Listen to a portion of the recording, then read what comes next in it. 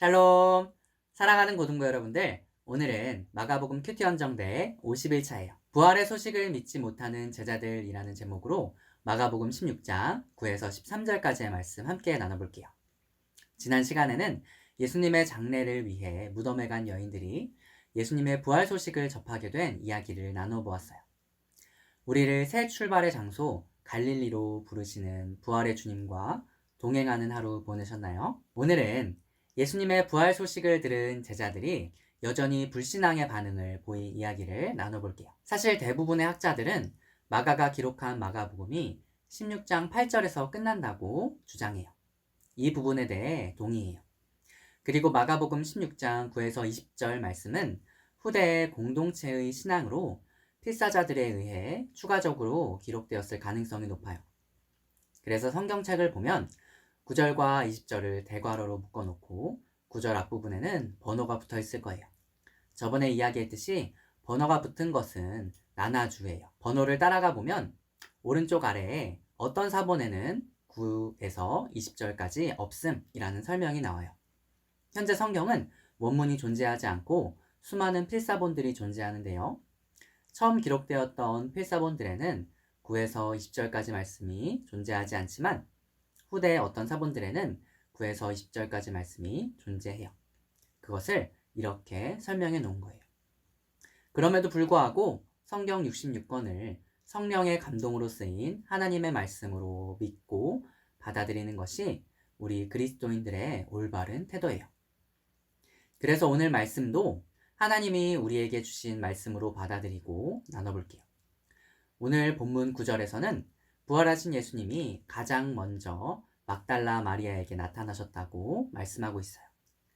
마가복음에는 명확히 기록되어 있지는 않지만 막달라 마리아는 이전에 귀신에 들려서 그 상태가 심각했었지만 주님의 은혜로 회복된 사람이었어요. 예수님이 많은 사람들 가운데 여인을 부활의 첫 증인으로 삼으셨다는 것은 큰 의미가 있어요. 당시 여인들은 증인의 자격이 없었음에도 예수님이 여인을 부활의 첫 증인으로 삼으셨다는 것은 오히려 부활의 확실성을 보여주는 증거라고 할 수 있어요. 막달라 마리아는 예수님이 죽으셔서 슬퍼하며 울고 있는 제자들에게 가서 예수님의 부활 소식을 알렸어요. 하지만 그들은 믿지 않았어요.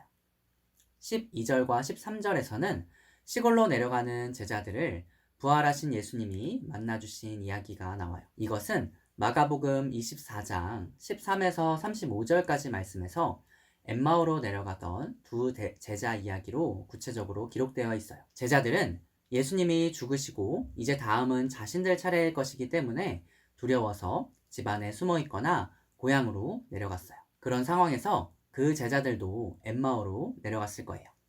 그들은 부활하신 예수님을 만났는데도 알아보지 못했고 예수님의 부활 또한 전혀 믿지 못했어요.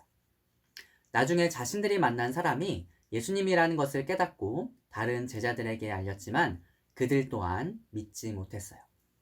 사랑하는 고등부 여러분들, 예수님의 부활 소식을 처음 들었던 여인들, 그리고 오늘 본문에서 제자들의 모습은 예수님의 죽음만을 목격한 채 부활을 보지 못한 신앙 상태를 보여줘요. 우리는 부활하신 예수님을 눈으로 직접 볼 수는 없어요. 하지만 말씀이신 예수님을 통해 우리는 그분을 경험할 수 있어요. 누가복음 24장 32절 말씀에서 엠마오로 내려가던 제자들이 그분이 예수님이었다는 것을 깨닫고 이렇게 고백해요. 길에서 우리에게 말씀하시고 우리에게 성경을 풀어주실 때에 우리 속에서 마음이 뜨겁지 아니하더냐?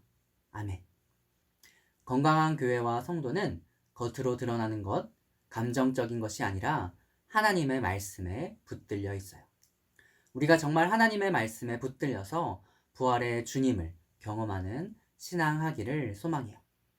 오늘 본문 내용과 관련하여서 예수님의 고난 부활에 대해 함께 나누고 싶은 찬양이 있는데요. 설명란에 링크로 공유해 드릴게요. 그럼 여러분들 오늘도 행복한 하루 보내세요. 안녕.